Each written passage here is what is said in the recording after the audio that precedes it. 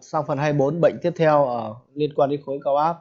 Tức là khi máy bị mất âm 300V thì chúng ta thấy hiện tượng máy sẽ in ra tờ giấy trắng. Ở đây máy hiện tượng là như này, các bạn thấy như này.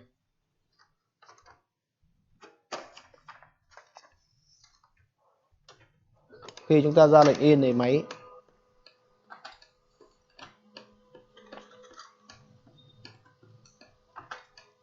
có hiện tượng là in ra tờ giấy trắng tinh, không có gì, đúng không ạ? Thế thì nguyên nhân cái này là do điện áp âm ở trên cái cuộn cao áp này bị mất, đúng không ạ? Thế thì bây giờ chúng ta kiểm tra trong quá trình chúng ta in thì điện áp âm ở đây, chúng ta đo ở đây, ở cái đầu ra của cái cuộn biến áp này, thì chúng ta phải thấy nó có âm 300V. Ví dụ như là chúng ta bật lệnh in này, thì chúng ta phải thấy điện áp ở đây nó phải có âm 300V. Tôi đang để thang âm 1000, đúng không ạ? Tuy nhiên hiện nay là chúng ta không thấy có điện áp.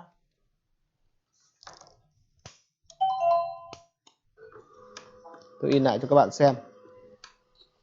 Chúng ta để thang 1000V DC, que đỏ vào mát, que đen để vào đầu biến áp T341, chân 4 số 4 của biến áp T341.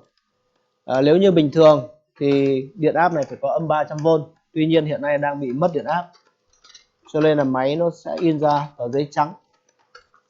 Thế thì các bạn khi đó các bạn hãy kiểm tra như này. Đây là cái bo mạch của tôi. Ở bên ngoài tôi đang có một cái bo mạch của máy in Calong 2009 đây. Thì các bạn phải kiểm tra. Thứ nhất, các bạn đo điện áp chân 3 và 4. Các bạn đo trở kháng chân 3 và 4 của biến áp này, xem có thấy khoảng 6 kΩ hay không. Nếu các bạn mà đo không thấy 6 kΩ là cái biến áp này đang bị đứt, thì trong trường hợp đó 5 kΩ. Trong trường hợp đó các bạn phải thay biến áp này. Thứ hai, các bạn kiểm tra hai cái đèn này, hai cái đèn công suất này, xem có bị hỏng hay không. Thứ ba là các bạn kiểm tra cái tụ này, và các bạn kiểm tra một số những cái điện trở phía sau này, điện trở dán ở phía sau này. Thì đấy là phương pháp sửa cái bệnh mất âm 300V này. Ở đây thì trong trường hợp này thì ví dụ như ở đây tôi đang thấy nó bị tôi làm hỏng cái con tụ này, thì nó có hiện tượng tương tự như vậy. Tuy nhiên nếu như cái biến áp này bị đứt thì các bạn thấy đây, tôi đo biến áp này đang có 5 kΩ, đúng không? Nếu biến áp bị đứt thì cũng dẫn đến mất âm 300V. Thì bây giờ tôi sẽ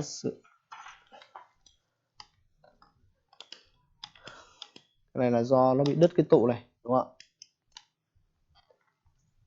Bây giờ nếu mà máy nó chạy bình thường thì các bạn sẽ thấy nó như này. Khi các bạn bật in, các bạn để thang 1000V DC, các bạn đo, que đỏ vào mát, que đen vào chân số 3 hoặc chân số 4 của biến áp T341.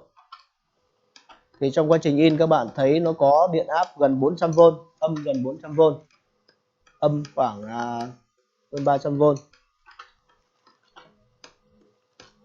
Và như vậy là các bạn thấy là máy nó đã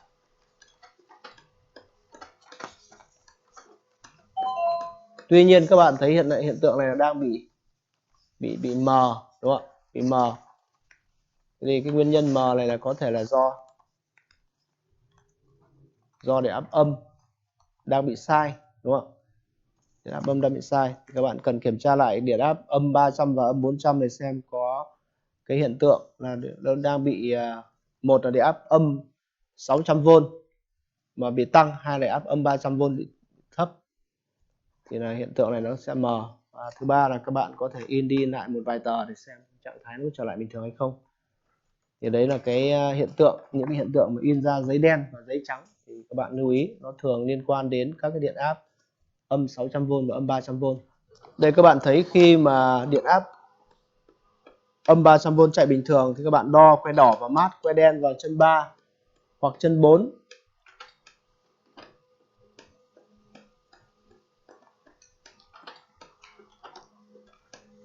Đấy, thì các bạn phải thấy nó có điện áp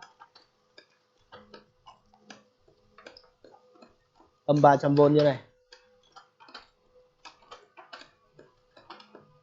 Các bạn phải thấy nó có áp âm 300V như này, đúng không ạ? Đấy. Và hiện nay các bạn đã thấy máy in đã trở lại bình thường, đúng không ạ? Thế thì những cái trường hợp mà các bạn các bạn kiểm tra mà các bạn in mà thấy ra tờ giấy trắng thì các bạn kiểm tra điện áp ở chân 3 hoặc chân 4 của cái biến áp T341 này. Nếu như điện áp mất thì các bạn kiểm tra cuộn 3-4 này xem có bị đứt hay không. Cuộn này bình thường thì nó có khoảng 5 kΩ. Thứ hai là các bạn kiểm tra hai cái đèn công suất và các bạn kiểm tra tụ này.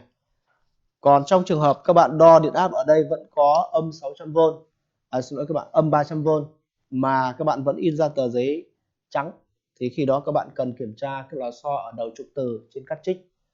Thì đấy là những cái nguyên nhân mà dẫn đến cái hiện tượng mà các bạn in ra tờ giấy trắng. Thì đấy là cái phương pháp sửa chữa bệnh này như vậy.